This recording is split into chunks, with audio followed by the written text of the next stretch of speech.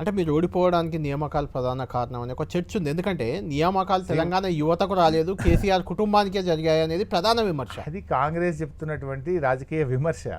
1,62,000 ఉద్యోగాలు ఇచ్చింది నిజం కాదా? బీఆర్ఎస్ హయాంలో 1,62,000 ప్రభుత్వ ఉద్యోగాలు వచ్చాయి. అయినా ఉద్యోగాల విషయంలో నేను ఇందాక చెప్పాను, ఉద్యోగాల విషయంలో ఆనాటి నినాదం ఏంది? హైదరాబాద్ ఫ్రీ జోన్ కాదు, హైదరాబాద్ తెలంగాణ ప్రజలది, ఇక్కడ ఉద్యోగాలు తెలంగాణ ప్రజలకు దక్కాలి. ఎస్, అది జరిగింది.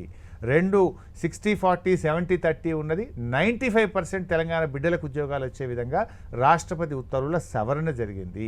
ఇలా కాంగ్రెస్ ఇచ్చిన ఉద్యోగాలు, కాంగ్రెస్ పార్టీ మొదటి ఏడాది 2 లక్షల ప్రభుత్వ ఉద్యోగాలు ఇస్తానది. ఎంత? 10,000కు మించి. మీరు యువతకు, తెలంగాణ యువతకు ఇచ్చిన ఉద్యోగాలు సరే ఎంతో కొంత లెక్క చెప్తున్నారు, కానీ మీ కుటుంబంలో వచ్చిన ఉద్యోగాల గురించి చెప్పట్లేదు. హరీష్ రావు గారు, కేటీఆర్ గారు, కేసీఆర్ గారు ఉద్యమంలో ఉన్నారు, వచ్చాయి. ఆ తర్వాత కవిత గారు, మీరు పదే పదే చెప్పేవాళ్ళు మేము ప్రజల్లో గెలిచొచ్చామని.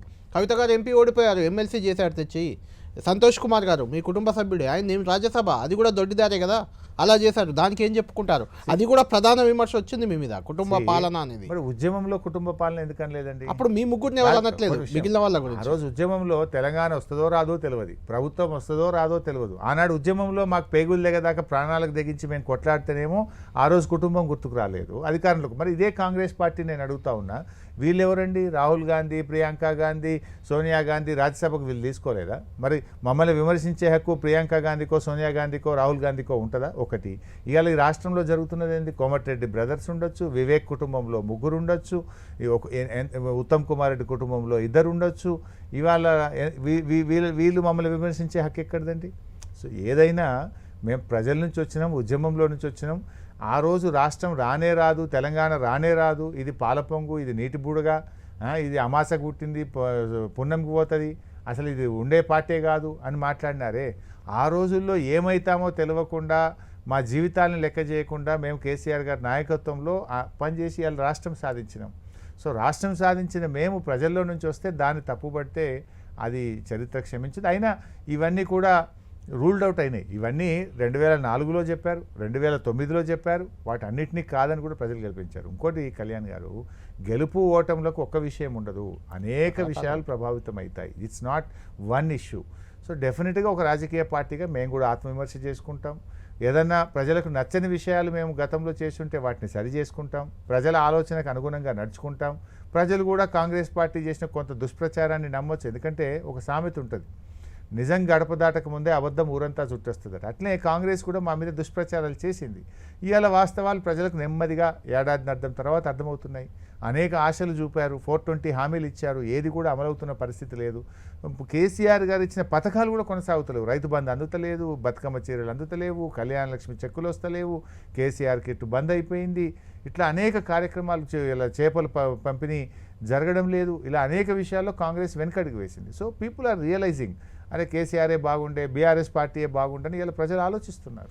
అంటే ఇంకొకటి హరీష్ రావు గారు, బీఆర్ఎస్గా మారడం అనేది, అంటే తెలంగాణను వదిలేసుకున్నారు వీళ్ళు అనే ఒక చర్చ కూడా వచ్చింది కదా, అది కారణం కాదంటారు? అసలు ఓటమిలో భాగస్వామ్యం లేదా దానికి?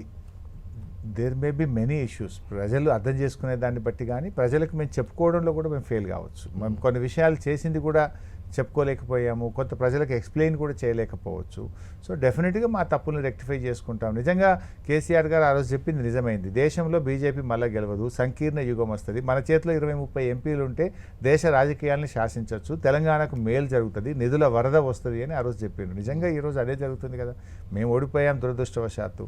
ఇవాళ ఆంధ్రప్రదేశ్లో ఎందుకు నిధులు వస్తూ ఉన్నాయి? అమరావతికి ఎందుకు వస్తున్నాయి? లేకపోతే విశాఖపట్నం స్టీల్ ప్లాంటు ప్రైవేటీకరణ ఎందుకు ఆగింది? వైజాగ్కు రైల్వే జోన్ ఎందుకు వస్తూ ఉంది?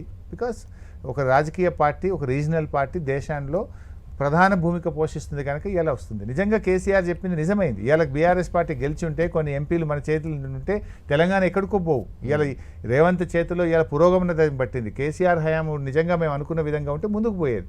సరే, దాన్ని ప్రజలకు మేము చెప్పుకోవడంలో ఫెయిల్ అయినామా, ప్రజలు అర్థం చేసుకోవడంలో ఫెయిల్ అయినారా? సంహౌ ఇవాళ నష్టం ఎవరు జరిగింది? తెలంగాణకు జరిగింది.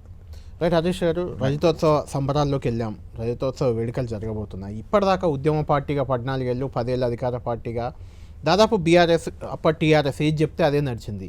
ఇప్పుడు చూస్తే మీ చుట్టూ కేసుల ఉచ్చు, ఫోన్ ట్యాపింగ్, తర్వాత వస్తాయి ఈ కార్ రేసు, ఆల్రెడీ కవిత గారికి ఇంతకుముందు పైన లిక్కర్ కేసు, మీ కుటుంబ సభ్యుల చుట్టూ కేసులు, అక్రమ కేసులు, విద్యుత్ కమిషన్ వేశారు, విద్యుత్ కొనుగోళ్లలో కమిషన్లు వేసుకున్నా ఎన్ని కేసులు పెట్టినా బీఆర్ఎస్కి ఏమీ జరగదు. ఎందుకంటే మేము చేసిన తప్పు లేదు, మేము ఎక్కడ కూడా ఉద్దేశపూర్వకంగా తప్పు చేయలేదు. ఇవన్నీ రాజకీయ ప్రేరేపితమైనటువంటివి, పొలిటికల్గా మా మీద బురద జల్లడం కోసం వేసినటువంటి కేసులే తప్ప ఇక్కడ కేసులు లేవు. ఎవడైనా బలహీనపడ్డప్పుడు, రాజకీయంగా మమ్మల్ని ఎదుర్కోలేనప్పుడు ఈ రకంగా మమ్మల్ని కేసుల బారిన పెట్టడం కానీ మా మీద బురద జల్లేటువంటి కార్యక్రమం జరిగినాయి. We have all confidence. వీటన్నిటి నుంచి కూడా కడిగిన ముత్యంలాగా మేము బయటకు వస్తాం. తప్పకుండా మళ్ళీ బీఆర్ఎస్ అధికారంలోకి వస్తుంది. ప్రజల ఆకాంక్షలకు అనుగుణంగా బీఆర్ఎస్ పనిచేస్తుంది. మీకు గెలిచిన ఎమ్మెల్యేలో 10 మంది ఆల్రెడీ వెళ్ళిపోయారు, ఇంకా కొంతమంది వస్తారని వాళ్ళు చెప్తున్నారు. అంటే మీరు గతంలో వాళ్ళే తిరిగి వస్తామంటే మేము తీసుకునే పరిస్థితి లేదు. పోయిన 10 మందే ఎందుకు పోయినాంరా నాయన అని బాధపడుతున్నారు. ప్రజలు తీవ్ర ఆగ్రహంగా ఉన్న విషయాన్ని వాళ్ళు గ్రహించారు. వెళ్ళిన ఎమ్మెల్యేల్లో తిరిగి మా దగ్గరికి రావడానికి చాలామంది సిద్ధంగా ఉన్నారు. పార్టీ నిర్ణయం తీసుకుంటే, కేసీఆర్ గారు నిర్ణయం తీసుకుంటే యూ విల్ సీ దట్. అంటే మీరు గతంలో ఫిరాయింపులను ప్రోత్సహించారు, ఇప్పుడు వాళ్ళు వెళ్ళిపోతే కాంగ్రెస్ తీసుకుంటే తప్పు పడుతున్నారు. ఆనాటి పరిస్థితులు వేరు, నేటి పరిస్థితులు వేరు. నాడు మెర్జర్ జరిగింది. అది మెర్జర్ అనేది కాన్స్టిట్యూషన్ పర్మిట్ చేస్తుంది. 2/3 ఎమ్మెల్యేలు వస్తే మెర్జ్ చేసుకోవచ్చని రాజ్యాంగమే అలో చేసింది. ఈరోజు జరిగింది మెర్జర్ కాదు, ఈరోజు జరిగింది ఎమ్మెల్యేల కొనుగోలు. ఒత్తి పలుకులు పలకడం తప్ప కొత్తగా చెప్పింది ఏమీ లేదు. ఏ ఒక కొత్త సంక్షేమ పథకం కానీ ఏది కూడా లేదు. వెరసి ఇష్యూ యాజ్ ఏ హోల్. దురదృష్టం ఏంటంటే, చాలా బ్యాడ్ లక్ ఏంటంటే, మేము కూడా ప్రభుత్వం ఏర్పడిన తర్వాత సమయం వాళ్ళకి ఇవ్వాలని మేము అనుకున్నాం. నేను కూడా శాసనసభకు పెద్దగా రాలేదు. కానీ ఈరోజు బడ్జెట్ చూస్తే ఏ ఒక్క పాలసీ ఫార్ములేషన్ జరగలేదు. రాష్ట్రానికి సంబంధించినటువంటి ఏ ఒక్క విషయంలో కూడా ఈ అర్బక ప్రభుత్వం ఇప్పటి వరకు పాలసీ ఫార్ములేషనే చేసినట్టుగా కనపడతలేదు. దివ్యాంగులు, వితంతువులు, ఒంటరి మహిళలు, నేతన్నలు, గీతన్నలు తదితర 44 లక్షల మంది నిరుపేదల ఆశల్ని ఈ బట్టి గారి బడ్జెట్ అడి ఆశలు చేసింది అని చెప్పి నేను చెప్పక తప్పడం లేదు అధ్యక్ష. మన ముఖ్యమంత్రి గారు కూడా మంచి వక్త, మంచి కళాకారుడు అధ్యక్ష. ఎన్నికల ముందు పల్లె పల్లెన తిరుగుతూ ఎంతో నాటకీయంగా, డ్రామాటిక్గా వారు చెప్పిన మాటలు ఒక్కసారి గుర్తు చేయదలుచుకున్న అధ్యక్ష. వచ్చే నెల డిసెంబర్ 9 నాడు ఇందిరమ్మ రాజ్యం వస్తుంది. 2000 కాదు 4000 పింఛన్ వస్తుంది. ఇంకేమన్నాడు అధ్యక్ష? మన్మడొచ్చి కాళ్ళు ఒత్తుతాడు, పెట్రోల్ కోసం 500 1000 అడుక్కుంటాడవ్వా అన్నాడు అధ్యక్ష. కొత్త పెన్షన్లు రాలే, 4000 రూపాయల పెన్షన్ రాలే, కానీ 1,00,000 మందికి పెన్షన్లు మాత్రం కోత మాత్రం పడ్డది అధ్యక్ష. రైట్, ఫైనల్గా వద్దాం. కేసీఆర్ గారు చాలా రోజులుగా అసెంబ్లీకి రావట్లేదు, రమ్మని వాళ్ళు పిలుస్తున్నారు, మాట్లాడట్లేదు పెద్దగా. రేపు సభలో మాట్లాడతారేమో, ఏం మాట్లాడతారో కూడా జనం వెయిట్ చేస్తున్నారు. అయితే కనీసం మీ పార్టీకి సరే ఫ్లోర్ లీడర్గా, ప్రతిపక్ష నేతగా కేసీఆర్ ఉంటే డిప్యూటీ ఫ్లోర్ లీడర్ నియామకం కూడా చేసుకోలేని పరిస్థితి 1.5 ఒక ప్రతిపక్ష పార్టీగా. అదే సమయంలో హరీష్ రావు గారిని కొంచెం సైడ్ చేశారు, పక్కన పెట్టారు. వరంగల్ సభకు కూడా మీరు దూరంగా ఉన్నట్లే కనిపిస్తుంది. అక్కడ కవిత, కేటీఆర్ అక్కడనే ఉంటున్నారు, కానీ మీరు పెద్దగా కనిపించారు. నేను కూడా వెళ్తున్నా వరంగల్ సభ ఏర్పాట్లు చూడడానికి. అట్లాంటిది ఏం లేదు. అటువంటి అనుమానాలు, అపోహలు సరే ఎవరో సోషల్ మీడియాలో ఒకరిద్దరు వాళ్ళ రేటింగ్స్ కోసమో లేకపోతే వాళ్ళ ఏమంటారు హిట్స్ కోసం కొంతమంది చేస్తూ ఉంటారు, కానీ వాటిని దేన్ని కూడా పట్టించుకోవాలి. We're all one, we're all working under. అంటే కొన్నిసార్లు హరీష్ రావు గారిని ట్రబుల్స్ వచ్చినప్పుడే ముందు పెడుతుంటారు, మిగిలిన టైంలో పెద్దగా పట్టించుకోరు. అధికారంలో ఉన్నప్పుడు కూడా చాలా సందర్భాల్లో వచ్చింది, ఏమీ లేవు. అధికార పార్టీగా కూడా వచ్చింది. అప్పుడు finally I go by party, I go by my leader. Whatever the leader directs, whatever the party decides. Harish Rao, KCR garu వస్తారా అసెంబ్లీకి, బయటకు జనంలోకి ఇక్కడ నుంచి వస్తారా? రైతోత్సవ సంబరాల తర్వాత ఎందుకు రారండి? పార్టీ అన్నప్పుడు ఒక వ్యూహం ఉంటుంది. మేము అందరం పనిచేస్తున్నామంటే ఆయన డైరెక్షన్లో పనిచేస్తున్నాం, ఒక ఆలోచనతో పనిచేస్తున్నాం, ఒక వ్యూహంతో పనిచేస్తున్నాం.